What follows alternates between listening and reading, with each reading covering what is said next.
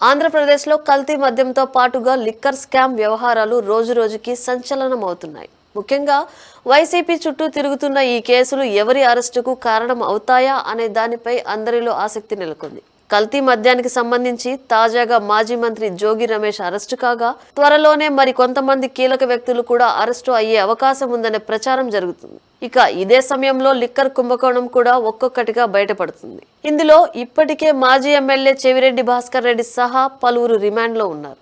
ఈ వ్యవహారంలో ఓ కొత్త పేరు వెలుగులోకి వచ్చింది.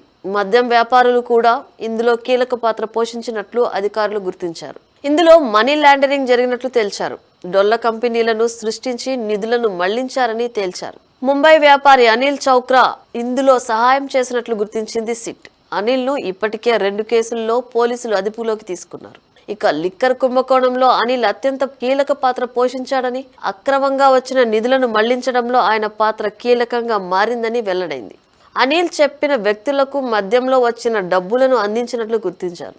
ఇప్పటికే ముంబై వెళ్లి అనిల్ ను పోలీసులు ప్రశ్నించినట్లు కూడా సమాచారం. ఈ కేసులో 49వ నిందితుడుగా అనిల్ పేరును అధికారులు చేర్చారు. సిఐడి కోర్టులో ఈ మేరకు మెమో కూడా దాఖలు చేశారు సిట్ అధికారులు.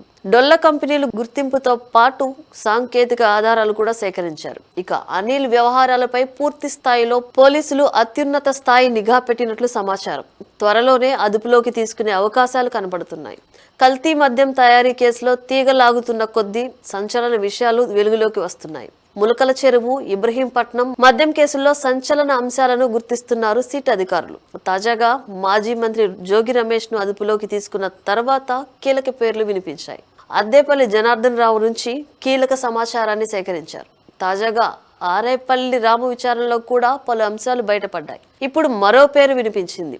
ఈ మద్యం వ్యాపారాన్ని ఇతర రాష్ట్రాలకు విస్తరించడంలో కొందరు వ్యక్తులు కీలకంగా వ్యవహరించగా గోవాకు కూడా ఈ లింకులు ఉన్నట్టు తేల్చారు. ఇప్పటి వరకు తెలంగాణ వరకే ఉన్నట్టు భావించిన విచారణలో గోవా నుంచి స్పిరిట్ తెచ్చినట్టు గుర్తించారు. గోవాలో నకిలీ మద్యం డెన్ ను సిట్ అధికారులు గుర్తించారు. ఈ డెన్ నుంచి తయారు చేసి ఉత్తరాది రాష్ట్రాలకు, కర్ణాటకకు తరలించినట్లు కూడా విచారణలో వెల్లడైనట్టు సమాచారం. ఈ డెన్ లో పలు కీలక వస్తువులను స్వాధీనం చేసుకున్నారు. మద్యం తయారీ పరికరాలు, స్పిరిట్ లారీలను సిట్ అధికారులు సీజ్ చేశారు. వైసీపీ హయాంలో జనార్దన్ రావుతో కలిసి గోవాలో జినేష్ అనే వ్యక్తి నకిలీ మద్యం డంప్ ఏర్పాటు చేశాడు.